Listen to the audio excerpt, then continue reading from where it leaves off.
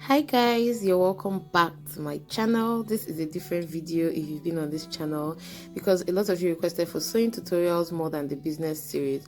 So we're kicking off with this one. If you're new to this channel, hi, my name is Rukky. I'm a fashion designer based in Ebonyi State, Nigeria. I have been sewing for 6 years and counting now, and I've had my fashion line, my clothing line for 5 years. So relax because you're in safe hands. Okay, so if you have not clicked that subscribe button, please do well to click it right now and click on that notification bell so that you'll be notified the next time I upload the next video. So we are going right into how to match your sewing machine, and the first thing you need to know is that the balance wheel is what controls the treadle down. So you need to push the balance wheel to yourself when you're sewing, and it's going to control the rhythm of the treadle. So push the balance wheel to yourself, and then it's going to give that treadle a rhythm.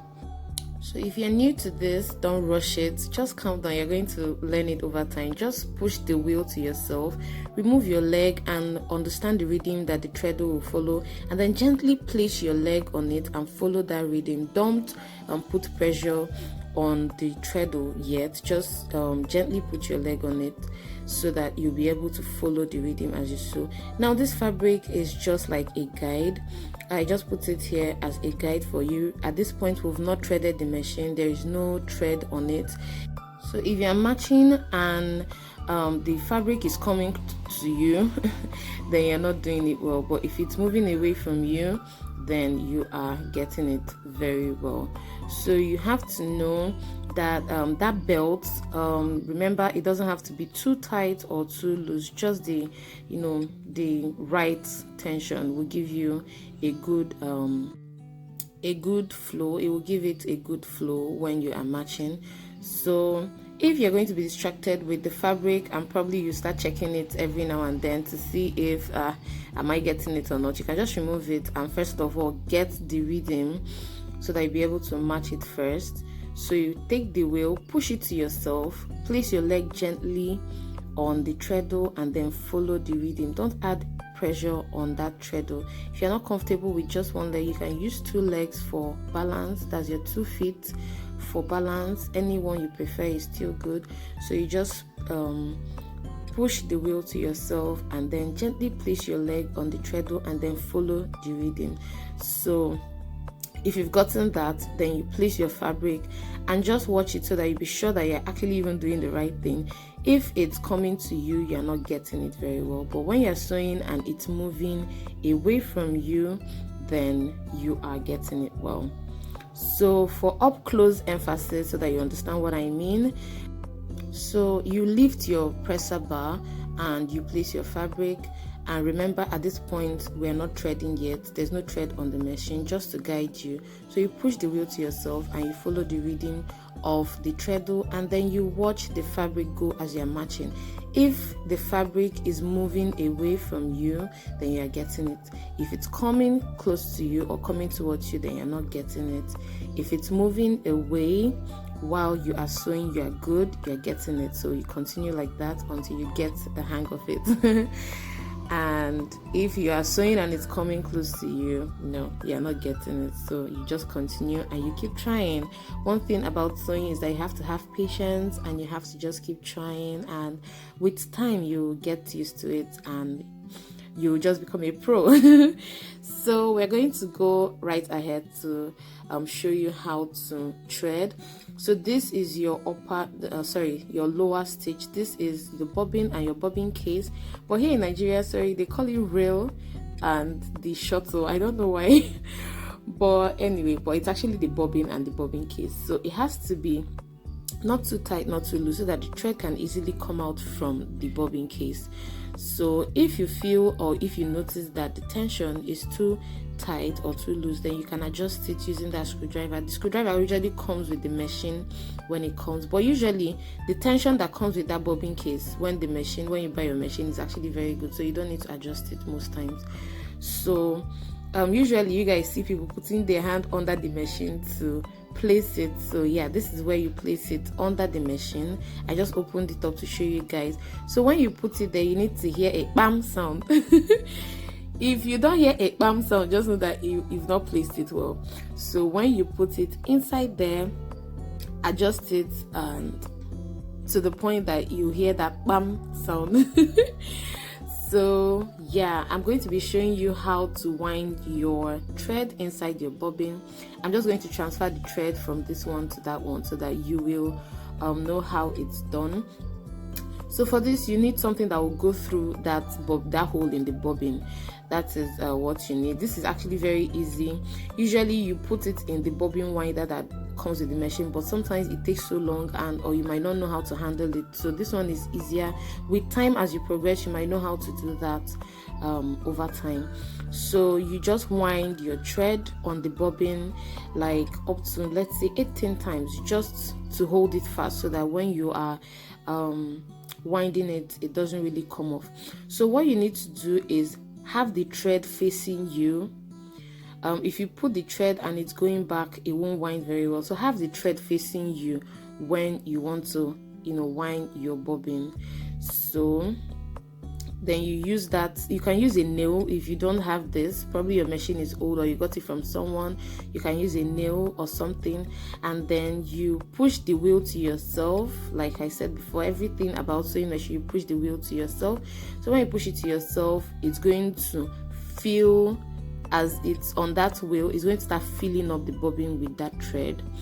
So it's actually like the very quick and easy way to to wind and fill up your bobbin with a thread. So when you have it there, you can put it inside your bobbin case and insert it underneath your machine.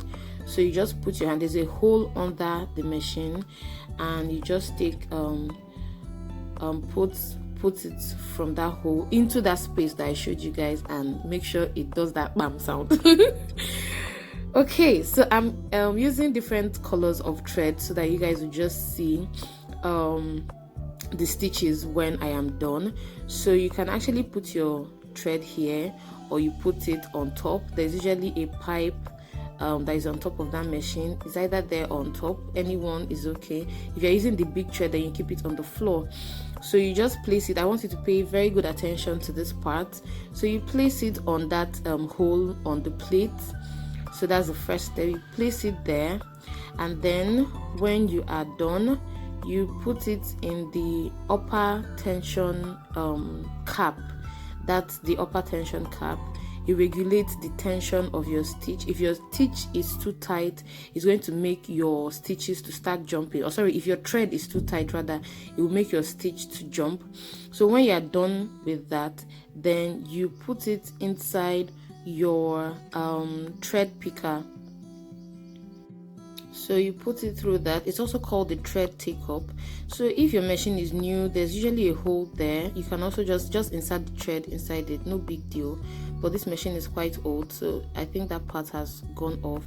So the last part is to put it through the eye of your needle.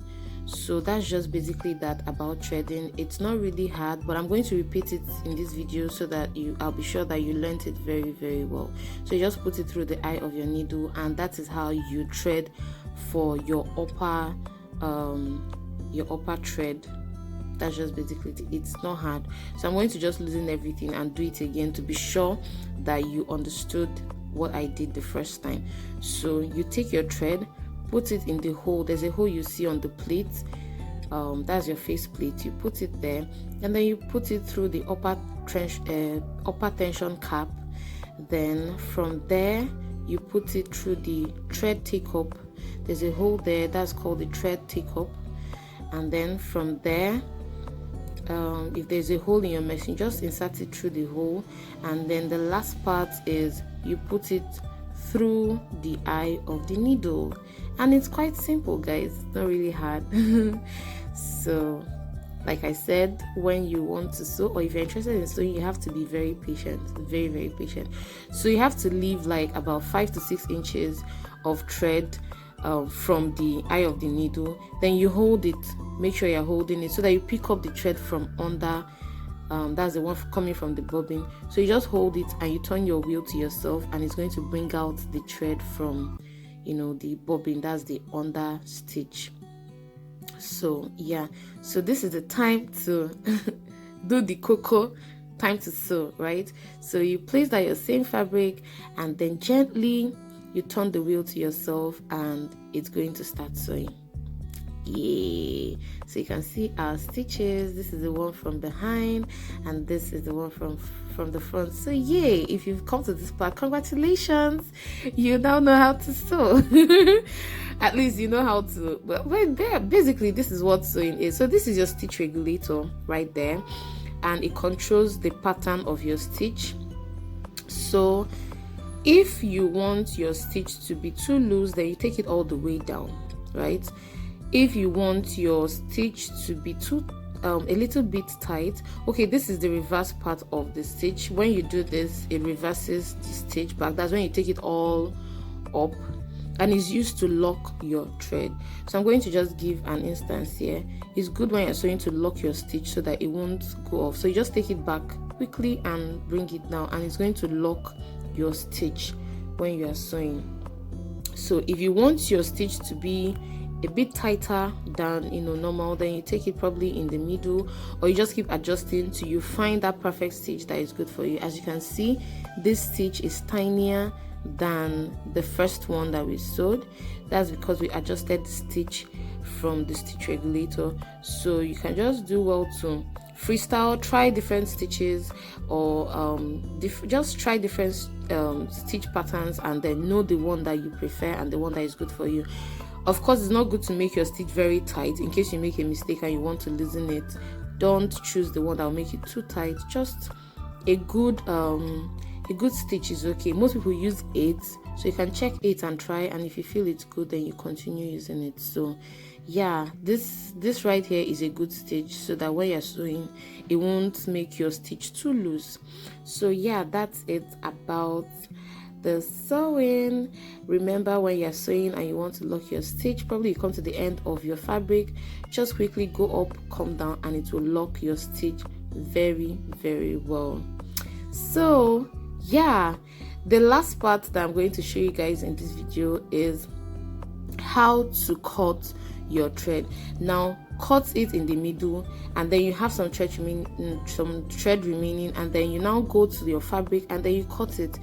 If you cut it just haphazardly, like anywhere, it's going to make you have very it's so untidy. So just what you have to do is, when you are sewing, when you are done and you lock your stitch and you are done, just bring out the thread very well, cut it in the middle, and then cut it very close to your fabric so that you have a very good finishing. Thank you so much for watching this video, guys. If you liked it, give it a thumbs up. Remember to subscribe. If you're not yet subscribed, be a part of this family, because I have a lot more sewing tutorials coming your way. Thank you so much for watching, guys. Remember to stay safe. I'll see you in my next video. Bye.